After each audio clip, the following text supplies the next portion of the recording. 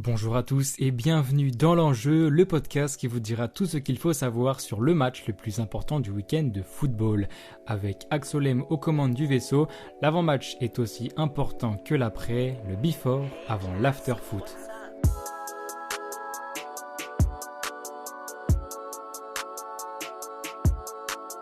J'espère que vous allez bien, en tout cas moi ça va super pour ce troisième épisode de la saison.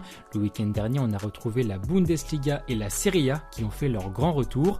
Depuis le retour du podcast, nous on était seulement restés en Angleterre. Cette semaine on quitte nos voisins anglais et on retourne en France pour suivre la meilleure affiche du week-end. Samedi à 21h, le PSG reçoit le Racing Club de Lens au Parc des Princes. Il y a 3 mois, le Paris Saint-Germain fêtait son 11e titre de champion dans un climat très particulier. Éliminés dès les 8e de finale de Ligue des Champions, les Parisiens ont fait le minimum pour garder leur place de leader du championnat. Le PSG finira premier avec 85 points, à seulement une longueur du deuxième et ses 84 points, le Racing Club de Lens.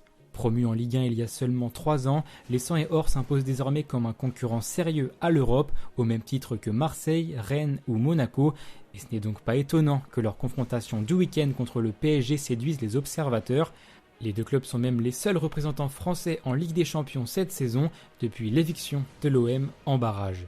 PSG Lens, c'est donc aujourd'hui un vrai choc de Ligue 1 qu'il ne faut désormais plus rater. Rentrons dans le vif du sujet maintenant, à commencer par le Paris Saint-Germain, et il y a des choses à dire.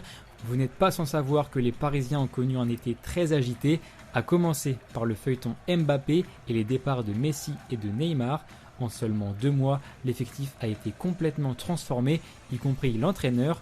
Remercié après une saison, Christophe Galtier a cédé sa place à Luis Enrique, l'ancien coach du FC Barcelone et de la sélection espagnole. Comme chaque été, les dirigeants parisiens ont recruté en nombre Ugarte, Dembélé, Lucas Hernandez, Kangin Lee, Skriniar, Asensio, Ndour et Gonzalo Ramos ont rejoint le navire. Dans cette liste, aucune star de l'envergure d'un Messi ou d'un Neymar. Place au renouveau avec l'ambition de replacer le club au-dessus des joueurs en n'hésitant pas par exemple à se passer de Kylian Mbappé lors de la tournée au Japon à cause d'une histoire de contrat et de mettre Marco Verratti dans le panier des indésirables. Bref, vous l'aurez compris, cet été a été placé sous le prisme du renouveau dans la capitale, sauf que ce renouveau risque de prendre un peu de temps au démarrage. Lors des 2 premières rencontres de Ligue 1, le PSG n'a pas fait mieux que 2 matchs nuls, dont un 0-0 au Parc des Princes contre Lorient. Certes, le résultat n'y était pas, mais on a vu une équipe, une vraie, entraînée par un entraîneur avec un style de jeu. Si les Parisiens voulaient du renouveau, ils ont été servis. Lors du 2e match contre Toulouse le week-end dernier, Mbappé a fait son grand retour dans l'équipe et a été décisif dès son entrée en jeu en inscrivant le pénalty qu'il a lui-même provoqué. S'il y a une chose qui ne changera pas, c'est à quel point la Mbappé dépendance demeure toujours aussi importante. L'entrée d'Ousmane Dembélé a aussi été prometteuse, le Français apporte une certaine vivacité dans une équipe qui en manquait cruellement depuis la reprise. L'autre bonne surprise, c'est Manuel Ugarte. Recruté cet été pour 60 millions d'euros en provenance du Sporting, l'Uruguayen montre déjà de belles qualités au milieu. Et comme je le disais, il va falloir que les supporters parisiens restent patients pour voir Luis Enrique déployer son jeu, même si l'objectif reste évidemment le 12e titre de champion.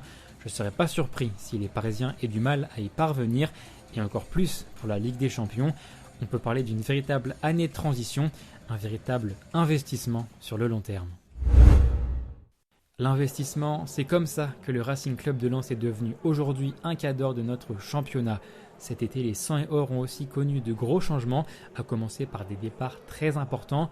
Loïs Openda, le meilleur buteur lensois de la saison dernière, a rejoint Leipzig, tandis que Seko Fofana, le patron du milieu de terrain, est parti pour l'Arabie Saoudite. 2 départs importants donc, mais qui n'a pas empêché Lens de se renforcer. En effet, les 100 et or ont recruté intelligemment, à l'image de Guilavogui, Spearing, Diouf et surtout Eli Wahi, arraché pour 35 millions d'euros à Montpellier, ce qui en fait le 2e plus gros transfert entre 2 clubs de Ligue 1 depuis Kylian Mbappé. Longtemps courtisé à l'étranger, l'attaquant français aura pour objectif de faire oublier Loïs Openda et ses 21 buts inscrits en Ligue 1 la saison dernière. Un petit renouveau pour Lens donc, qui, comme le PSG, n'a pas commencé sa saison de la meilleure des manières. En effet, les hommes de Franquet se sont d'abord fait surprendre par Brest lors de la première journée 3-2, alors qu'ils menaient 2-0. Et dimanche dernier, Lens n'a pas fait mieux qu'un match nul 1-1 contre Rennes. on a un peu eu l'impression qu'il manquait un truc. C'est typiquement le genre de rencontre que les Lensois gagnaient la saison dernière. Comme le PSG, il va falloir aussi du temps avant de relancer la machine. Et si Ugarte est la bonne surprise côté parisien, Andy Diouf est définitivement celle du Racing en ce début de saison. Acheté cet été pour 14 millions d'euros au FC Bâle, le profil du Français n'est pas sans rappeler celui de Seko Fofana, puissant, solide et porté vers l'avant. Ça ne m'étonnerait pas s'il devenait la pièce maîtresse du milieu de terrain lensois cette saison, alors qu'il n'a que 20 ans. On pourra surtout le juger lors des matchs de Ligue des Champions que Lens disputera cette saison, 20 ans après leur dernière participation. Le tirage au sort des phases de groupe est prévu pour le jeudi 31 août et les 100 et or figureront dans le chapeau 4. Leur grand retour sur la scène européenne est quant à elle prévu le mardi 19 septembre prochain. Mais d'ici là, le Racing doit d'abord passer par le Parc des Princes samedi. La saison dernière, il s'était incliné 3-1 après l'expulsion rapide d'Abdoul Samed. Cette saison, avec les nouveaux effectifs, le match s'annonce déjà palpitant. Alors, notez bien, PSG Lens, c'est samedi à 21h. Allez, place au Tour d'Europe maintenant et comme d'habitude, on est bien gâté ce week-end. Samedi à 18h30, le Borussia Mönchengladbach reçoit le Bayer Leverkusen, deux équipes qui visent l'Europe et qui ont commencé leur saison par des festivals de buts. Le Bayer a disposé de Leipzig 3-2, tandis que Gladbach a fait match nul 4-2 contre Augsbourg. Le lendemain à 17h30, Villarreal reçoit le FC Barcelone, une belle affiche de Liga avec un Villarreal qui a vendu cet été ses meilleurs joueurs comme Jackson ou Chukwueze. Le Barça doit de son côté déjà rattraper le Real qui a 2 points d'avance. Au même moment, Newcastle reçoit Liverpool, c'est le choc du week-end en Angleterre. Newcastle qui s'est incliné à City samedi dernier doit se relancer contre un autre prétendant au titre et ça risque de ne pas être facile contre des Reds qui ont plutôt bien lancé leur saison avec 4 points en 2 matchs.